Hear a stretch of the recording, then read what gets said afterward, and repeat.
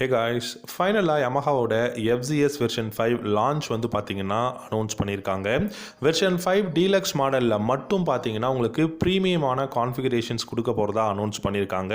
நிறைய மேஜரான அப்டேட்ஸ் வந்து இருக்க போகுது. வெர்ஷன் 5 DLX மாடலில் மட்டும் ஸ்டாண்டர்ட் வெர்ஷன் அண்ட் வெர்ஷன் 5மே பார்த்தீங்க அப்படின்னா உங்களுக்கு நார்மலான கான்ஃபிகரேஷனில் தான் இருக்க போகுது. FZS வெர்ஷன் 5 DLX மாடலில் மட்டும்தான் இப்போ நான் சொல்லக்கூடிய அப்டேட்ஸ் எல்லாமே லான்ச் பண்ண போகிறதா அனௌன்ஸ் பண்ணியிருக்காங்க. நிறைய மேஜரான அப்டேட்ஸாக இருக்க போகுது. Yamahaவோட MT-15 வெர்ஷன் 2க்கு கீழே இதை வந்து பொசிஷன் பண்ண போகிறதாகவும் சொல்லியிருக்காங்க. என்ன மாதிரியான மேஜரான அப்டேட்ஸ் இருக்க போகுது, நியூ டெக்னாலஜி என்ன கொடுக்க போகிறாங்க அப்படிங்கிறத கொஞ்சம் டீட்டெயில்டாக பார்க்கலாம். எப்போ லான்ச் பண்ண போகிறாங்க, என்ன ப்ரைஸ் அப்படிங்கிறத கொஞ்சம் டீட்டெயில்டாக நம்ம பார்க்கலாம். உங்களுக்கு இந்த Yamahaவோட FZS வெர்ஷன் 4 DLX மாடல் பிடிச்சிருக்கா அப்படிங்கிறத வீடியோவோட காமெண்ட் செக்ஷனில் கமெண்ட் பண்ணுங்கள். இந்த வீடியோ பிடிச்சிருந்தா லைக் பண்ணிக்கோங்க. Yamahaவோட ஒரு பெஸ்ட் பைக் அண்டர் 1,50,000 இல்லைங்க, 1,50,000 நீங்கள் எடுத்துக்கிட்டீங்கன்னா கூட ஒரு நல்ல பெஸ்ட்டான பைக் வேல்யூ ஃபார் மணி அப்படின்னா FZS வெர்ஷன் 4 மாடல் நம்ம சொல்லலாம். DLX இருக்குது, அதே சமயம் பார்த்தீங்கன்னா ஸ்டாண்டர்ட் வெர்ஷனும் இருக்குது. எல்லாமே பெஸ்ட்டான பைக் தான். ஆனால் இந்த வெர்ஷன் 4 DLX மாடலில் பார்த்தீங்கன்னா நிறைய latest configurations and new design, new colours வந்து பார்த்தீங்கன்னா கொடுத்துருக்காங்க. வெர்ஷன் 5 DLX மாடலில் மட்டும் இப்போ நான் சொல்லக்கூடிய 6 நியூ மேஜரான அப்டேட்ஸ் வந்து கொண்டு வர போகிறோம் அப்படிங்கிறத Yamaha அனௌன்ஸ் பண்ணியிருக்காங்க. உண்மையிலேயே ரொம்ப யூஸ்ஃபுல்லான சூப்பரான கான்ஃபிகரேஷன்ஸ் அப்டேட் தான் கொடுத்துருக்காங்க. ப்ரைஸும் அதுக்கேற்ற மாதிரி இன்க்ரீஸ் பண்ண போகிறாங்க. அது என்னென்னு நம்ம பார்க்கலாம்.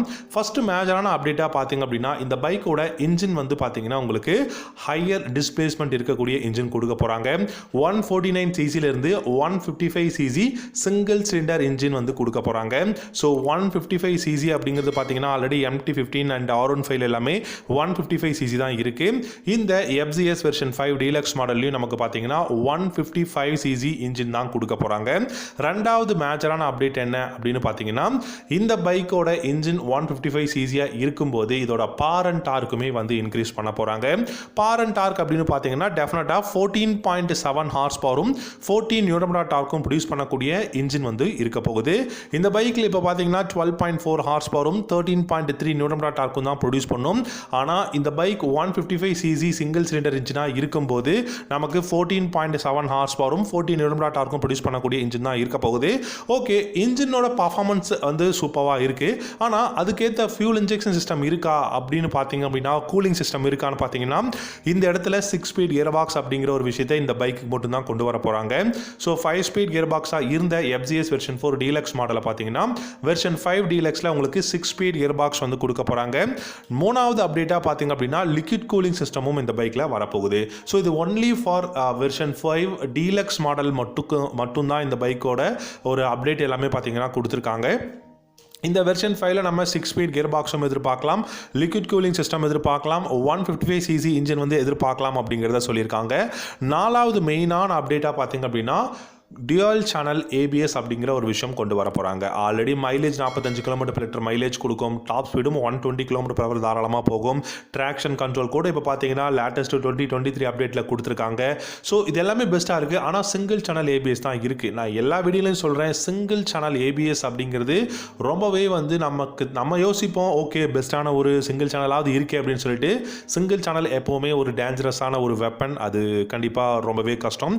நீங்கள் ட்ரம் பிரேக் கூட இருந்தால் நீங்கள் வண்டியை கண்ட்ரோல் பண்ணிடலாம். ஆனால் சிங்கிள் டிஸ்க் பிரேக் அது கூட கண்ட்ரோல் பண்ணிடலாம். சிங்கிள் சேனல் ABS அப்படிங்கிறத உங்களால் வந்து பார்த்தீங்கன்னா பைக்கை கண்ட்ரோல் பண்ணுறதுங்கிறது ஒரு ரொம்பவே கஷ்டமான விஷயம். ஒரு ரொம்பவே எமர்ஜென்சி டைமில் நீங்கள் பிரேக் புஷ் பண்ணுறீங்க அப்படிங்கும் போது உங்களுக்கு ரொம்பவே வந்து ஒரு தப்பான விஷயம் நடக்கிறதுக்கு சான்சஸ் இருக்குது. டியூவல் சேனல் ABS வந்து கொண்டு வர போகிறாங்க இந்த வெர்ஷன் 5 DLX மாடலில். அலாங் வித் ட்ராக்ஷன் கண்ட்ரோலும் வந்து இருக்க போகுது. அண்ட் டயர்ஸ் அப்படின்னு பார்த்தீங்கன்னா 100/80 செக்ஷன் டயரும் ரியரில் 140/60 செக்ஷன் டயர் தான் இருக்க போகுது. அடுத்ததாக அஞ்சாவது மேஜரான அப்டேட்னு பார்த்தீங்கன்னா எல்லாருக்கும் தெரிஞ்சது தாங்க, டெலஸ்கோபிக் பதிலாக USD ஃப்ரண்ட் ஃபோக்ஸ் வந்து கொடுக்க போகிறாங்க. இந்த USD ஃப்ரண்ட் ஃபோக்ஸ் பார்த்தீங்க அப்படின்னா நமக்கு 37 mm தான் இந்த பைக்கில் இருக்கக்கூடிய சஸ்பென்ஷன் வந்து வரப்போகுது. ஆனால் இப்போ பார்த்தீங்கன்னா 41 mm டெலஸ்கோபிக் ஃபோக்ஸ் இருக்குது.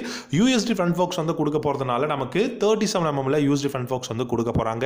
6th அப்டேட்டாக பார்த்தீங்க அப்படின்னா இதில் உங்களுக்கு நிறைய கிராஃபிக்ஸ் அண்ட் டிகல்ஸ் எல்லாமே வந்து ஆட் பண்ண போகிறதா சொல்லியிருக்காங்க. நியூ கிராஃபிக்ஸ், நியூ டிகல்ஸ் அப்படிங்கும்போது பைக்கோட ப்ரொஃபைலே பார்க்கறதுக்கு ரொம்பவே பியூட்டிஃபுல்லாக இருக்கும். கண்டிப்பாக பெஸ்ட்டான பைக்காகவும் இருக்கும். Already digital instrument cluster, bluetooth connectivity எல்லாமே இருக்குது. அண்ட் லைட் இன்ஜெக்ஷன் எல்லாமே LEDயில் கொடுத்துருக்காங்க. LED head lamp, LED tail lamp, LED indicators அப்படின்னு சொல்லிட்டு வெயிட் பண்ணி பார்க்கலாம். கூடிய சீக்கிரம் இந்த பைக் வந்து இந்தியாவில் லான்ச் பண்ண போகிறாங்க.